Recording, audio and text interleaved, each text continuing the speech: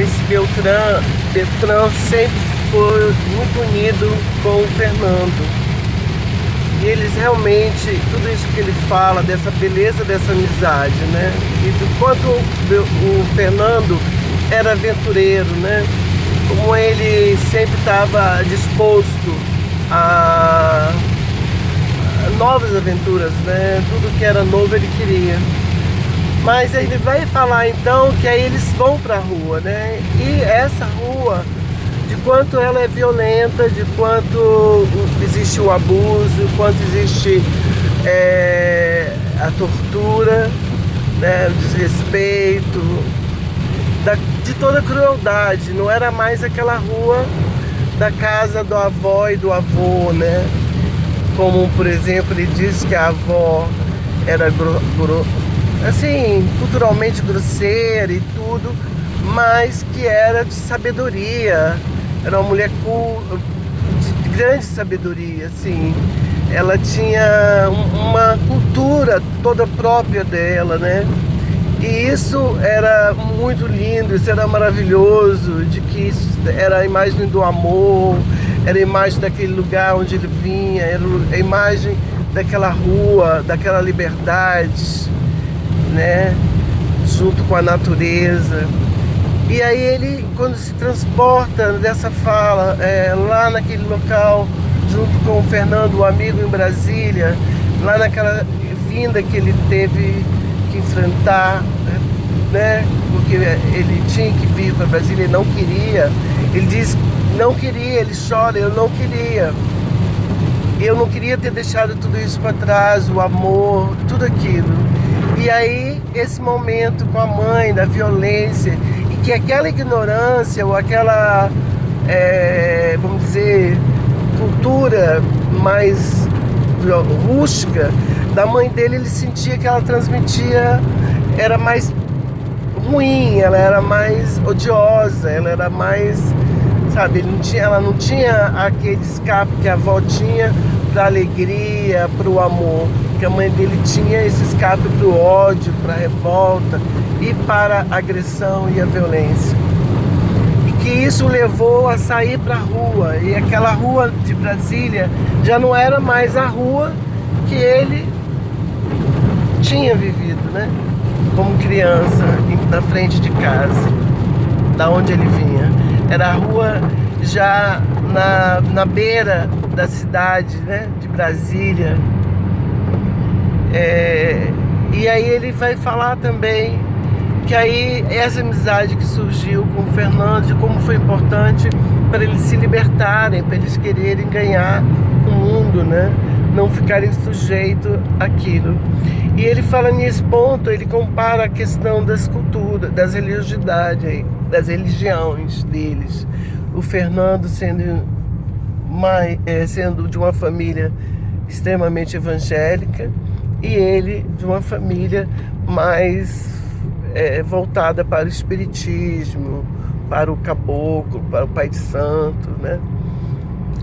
E ele fala que isso não foi impedimento para essa amizade, né? Que nunca foi impedimento a amizade deles, e como eles eram felizes juntos. Então ele fala também que ele viveu um tempo na casa da mãe do Fernando, foi várias vezes lá, e que mesmo ele tendo uma formação religiosa diferente, eles receberam ele com amor também.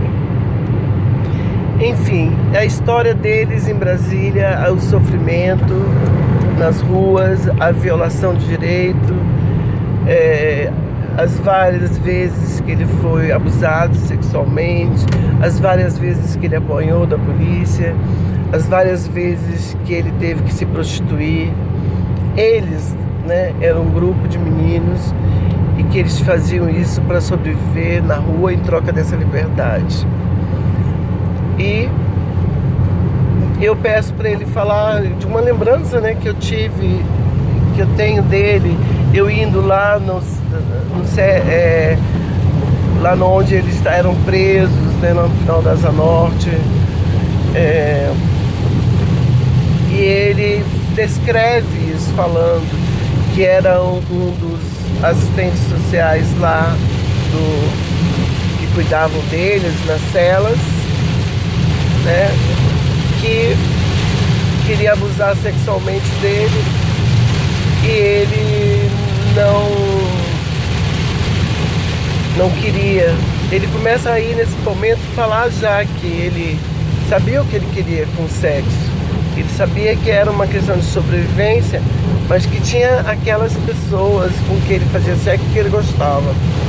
E ele fala dessa violência, que ele não aceitava fazer sexo nessa situação de abuso. E isso sempre foi o motivo que ele foi sempre agredido, violentado e estrupado. E essa ocasião ele teria sido molestado por um desses caras que, por ele recusar, ele molhou ele de noite e puxou o fio da lâmpada e deixou ele tomando choque. Enfim, é uma situação muito trágica que eu lembro perfeitamente por ter ido, acho que umas 2 vezes, buscá-lo, retirá-lo de lá, tentar levar para o juiz. Ele fala de uma situação de que ele foi pego no circo porque ele não estava junto com os meninos e os meninos tinham aprontado alguma, mas ele não tinha, mas ele estava com os meninos e foi levado. E enfim, ele fala muito de sonhos, que as coisas dele sempre vêm com sonhos, então ele está sempre falando que sonhava com uma situação, por exemplo, de uma determinada pessoa e ele depois ia ver, sempre tinha uma morte, uma coisa assim. E ele fala também que ele não queria ir para o circo de jeito nenhum.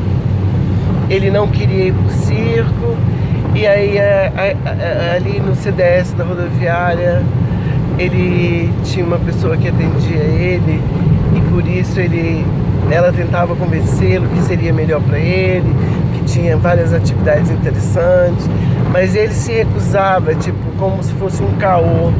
Vou cair nessa aí porque vão me bater, vão me prender, vão querer fazer alguma coisa ou vão querer me internar e eu não quero. Ele não queria acreditar porque nunca tinha tido uma outra referência. E ela descrevia para ele as atividades, mas ele não queria acreditar. Até que um dia que ele foi. E ele disse que, nossa, na hora que ele fala, então, no circo, quando ele chega ao circo, da grandiosidade, porque ele era pequeno e o circo era realmente grande, e ali dentro daquele circo, nesse momento a voz dele turva completamente, ele não consegue mais falar. Ele perde um tempo mesmo, ele tem que tentar se segurar emocionalmente, ele chora, ele pede uma água, nós nos emocionamos muito, eu também choro, que foi o encontro dele com a grandeza do circo, né? Ao entrar dentro do circo, de toda aquela grandeza, né? E essa dimensão da cor, né? Do que significava o circo para ele foi muito forte. Quando ele volta a falar, ele vem falando de todas as atividades. Eu tento buscar para ele uma referência de qual atividade, mas ele sempre diz que tudo e todos, tudo ali era muito mágico, tudo aquilo era muito importante, foi muito importante. E ele não consegue praticamente dizer isso ou aquilo. Ele consegue dizer das pessoas que continuaram amigas, ele consegue dizer do que ele aprendeu, do que se foi revelado para ele na vida. Ele tem uma leitura muito, um discurso muito claro, as palavras muito bem empregadas. Então ele fala de tudo isso, ele fala também do percurso dele, do processo criativo dele a partir do circo, de como eu fui traída. Ele descreve isso como uma traição, né? As pessoas não acreditarem, querer derrubar o projeto. Ele fala de inveja, de maldade, de ser humano, né? Da traição do governo, de dar aquela oportunidade, depois de tirar, né? À medida que não mantém, não acredita também, que usa aquilo para ser uma projeção, e ele não admite o abuso, né? Então fica muito claro isso, que também ele identifica isso e que percebe, viu todo o quadro, ele consegue ver, é muito visual para ele toda a trajetória em que nós perdemos, né? O circo por isso, né? Por um grupo que era traiçoeiro, que tinha maldade, que não acreditava, que não queria que continuasse. E depois que o circo acaba ali, da ida do circo dos meninos da escola para o parque da cidade, onde eu falo para ele que já entrevistei a Palmira e que ela fala dessa história toda. E aí ele faz essa referência ao Serenata, né? Que dava aula, que saiu do circo e acompanhou a Palmira. E esse que era o palhaço que ensinava os meninos, que continuava com os meninos. Ele fala do quanto ele se sente ofendido, de como ofender o Serenata, da discriminação, que chamavam ele de fedorento, e as professoras daí que foram para montar a escola no parque, que foram direto da Secretaria de Educação para lá, e que dessa discriminação, ele fala de quanto é ruim, né, essa violência de deixar a pessoa como deficiente, né? Tirar dele o amor, tirar dele o respeito, né? E depreciar, enfim, humilhar e tudo isso. Ele fala desse momento também muito emocionado, que eu acho que é quando ele começa mais uma vez a não acreditar nas pessoas, né, que ali tinha sido a destruição do projeto do circo. Ele fala dos amigos, ele fala muito do Fernando de novo, então ele fala que o Fernando viajava, né, muito, e o Fernando se apresentava fora, e ele fala também dessa mágoa, né, da cidade, quando os meninos começam a apresentar, quando eles começam a ir, quando eles foram para Eco 92, quando eles começam a viajar por aqui para se apresentar como artistas, como malabaristas, fazendo apresentação de circo, né? E que o Fernando lançou voos maiores, foi para o Rio de Janeiro, foi para São Paulo, e sempre voltava, que sempre dava dinheiro para ele, pagava alguma coisa para ele, cuidava dele. Eles tinham esse amor um pelo outro. E depois ele fala, mais pra frente, ele na escola, ele lembra que eu levei um bolo para cantar parabéns para ele na escola. Ele fala do Popó, né, o professor de capoeira, que tinha uma loja ali na 204 e que ele levou o Beltrão a morar lá. De como o Popó também sofreu discriminação por tentar ajudá-lo, né? E colocar ele para morar ali num lugar de lojas, dentro de plano piloto, né? Exatamente onde as lojas tinham medo dos meninos. Ali o Popó deu abrigo para um desses meninos. E que os meninos queriam visitar ele. E ele não sabia dizer não, porque eram os amigos dele. E que ele aí tem um grande problema, porque ele passa a mentir pro Popó.